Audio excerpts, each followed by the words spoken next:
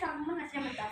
प्रकाशाचे परावर्तन म्हणजे काय? प्रकाशाचे स्रोतापासून वस्तूवर पडणारे प्रकाश किरणे वस्तूच्या पृष्ठभागापासून परस्पर येतात. याला प्रकाशाचे परावर्तन असे म्हणतात. माहित आहे का तुम्हाला? तारे सूर्यप्रकाशी आहेत, ग्रह उपग्रह परप्रकाशी आहेत. सूर्यप्रकाश चंद्राच्या पृष्ठभागापासून परावर्तित होऊन आपल्यापर्यंत पोहोचतो. त्यामुळेच आपल्याला चंद्र दिसतो. या प्रकाशाला आपण चंद्रप्रकाश असे म्हणतो. ग्रॅड लाईट लावलेले भिंत तलावातील स्वच्छ व स्थिर आणि अशा काही पृष्ठभागामुळे प्रतिबिंब तयार होते. आरशातील प्रतिमेमध्ये मूळ वस्तूचा डाव्या व उजव्या बाजूला स्तरावर आरशासमोर असते तितक्याच अंतरावर तिची प्रतिमा असल्याचे मागे दिसते. मूळ आकारात वस्तू एवढाच असते. माझ्या प्रतिमे एवढ्याच माझी आकार असते. त्यातून प्रकाश आरपार जातो तो पारदर्शक पदार्थ होय. पारदर्शक पदार्थ आहे. त्यातून प्रकाश आरपार जात नाही तो अपारदर्शक पदार्थ होय. अपारदर्शक आहे. ही बॅट अपारदर्शक आहे. त्यातून प्रकाश काही प्रमाणात आरपार जातो तो अपारदर्शक पदार्थ होय. वस्तूच्या छाया म्हणजे काय? प्रकाशाच्या मार्गामध्ये अपारदर्शक वस्तू आली तर त्यातून प्रकाश आरपार जात नाही. त्यामुळे वस्तू पलीकडे असलेल्या भिंतीवर किंवा इतर भागावर वस्तूची सावली पडते. या सावलीलाच वस्तूची छाया म्हणतात. छान. आपण काय शिकलो? प्रकाशाचे संक्रमण सरळ रेषेत असते.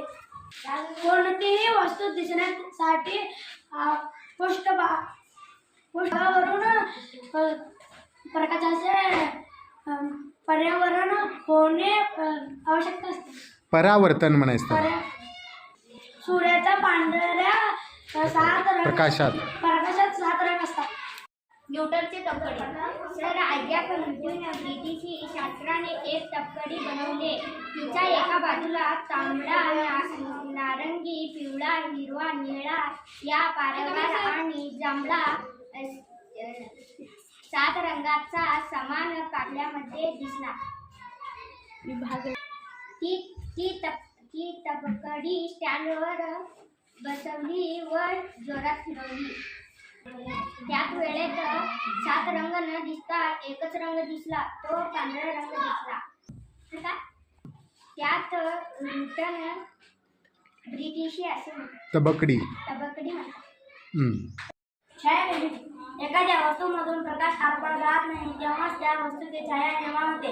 छायाचे स्वरूप हे प्रकाशाच्या स्रोत वस्तू आणि पडदा यांच्या परस्परांमधील अवलंबून संदर्भ दिशेवर अवलंबून असते. सकाळी सूर्यप्रकाशाच्या किरणांमुळे सकाळी लांब असते व संध्याकाळी लांब असते व दुपारी छोटी असते. सायकलवर जात असताना झाडांचे निरीक्षण केले की ते सहजासहजी लक्षात येते की छायाचे स्वरूप हे वस्तूमध्ये होत असलेले बदल प्रकाश छाया प्रकाश स्रोत आणि यांच्या अंतरावर अवलंबून. प्रकाशाचे प्रकाश सूत्रापासून वस्तूवर पडणारी प्रकाश किरण वस्तूच्या पृष्ठभागी परत याला प्रकाशाचे परावर्तन म्हणतात. परावर्तित किरण आपल्या डोळ्यापर्यंत ही वस्तू सूर्याला दिसतात. ज्या पदार्थातून प्रकाश आरपार जातो त्याला पारदर्शक होय. ज्या पदार्थातून प्रकाश आरपार जात नाही त्याला अपारदर्शक पदार्थ होय.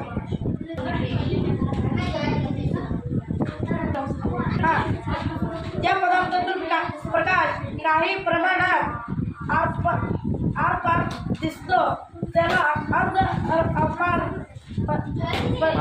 पारदर्शक होय. प्रकाशाचे उत्सर्जन करणारा पदार्थ म्हणजे प्रकाशाचे उपस्थान किंवा स्रोत होय. प्रकाशाचे नैसर्गिक उपस्थान सूर्य, तारे, काजळी इत्यादी आहेत. प्रकाशाचे कृत्रिम स्रोत इत्यादी. प्रकाशाचे संक्रमण रामान परिणाम म्हणजे काय? भारतीय शास्त्रज्ञ सर सी रामन यांनी लावलेल्या प्रकाशाच्या वितरण संबंधाचे रामन परिणाम म्हणून संशोधन रामन परिणाम म्हणून ओळखले जाते. त्यांनी 28 फेब्रुवारी 1928 हा दिवस शोध लावला. त्या शोधाचा स्मरणार्थ 1987 रोजी सालापासून 28 फेब्रुवारी पर्यंत हा दिवस राष्ट्रीय विज्ञान दिन म्हणून साजरा केला जातो.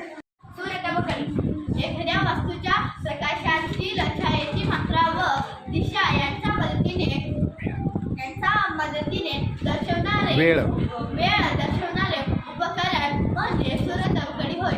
एक काठी पृथ्वीच्या अक्षाला समांतर ठेवून काठीची छाया दिवसाच्या वेगवेगळ्या वेळी तबकडीवर